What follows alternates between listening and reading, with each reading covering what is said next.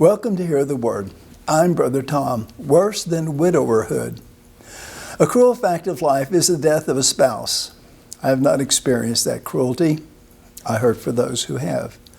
Most of us in the American dream meet, date, fall in love, get married, and live happily ever after. Well, not quite. About 50% divorce.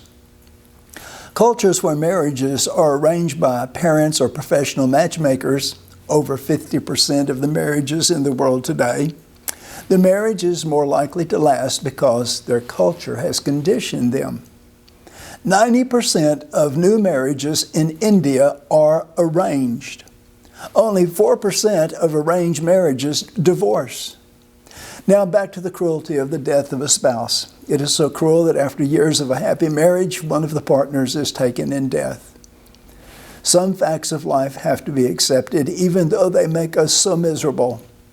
Can God prevent the death of a spouse? Well, of course, God can do anything. So why doesn't He?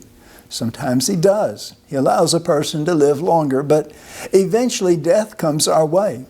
Hebrews 9:27, and as it is appointed unto men once to die. We have an appointment with death because we have all sinned. Romans 5:12 says, whereby as one man sin entered into the world, and death by sin, and so death passed upon all men, for that all have sinned. If the deceased had trusted Christ as their personal Savior, we have the promise that they're with Jesus. 2 Corinthians 5:8, we are confident, I say, and willing rather to be absent from the body and to be present with the Lord. The Christian receives comfort that we never say goodbye. We say, I'll see you later. So there is hope in our heart. In the Bible, a man experienced a fate worse than widowerhood. His wife was forcibly taken from him and returned to her first husband. King Saul sold David, his daughter Michal, as a reward for killing Goliath.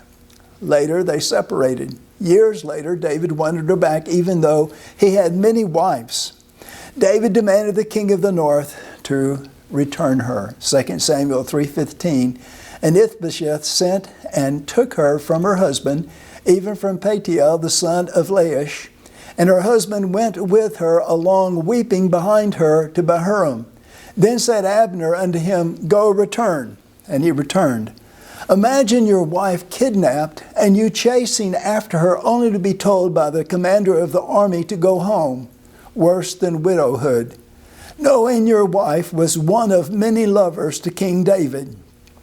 Life is not always fair. We must cast our hurts on Jesus if we want to survive. 1 Peter 5:7, casting all your care upon Him, for He careth for you. Jesus knows you are hurting. Ask Him to comfort you, and He will. Matthew 11:28, come unto me, all ye that labor and are heavy laden, and I will give you rest. Will you put your trust and your faith in Him? Well, blessings to you till next time. Bye for now.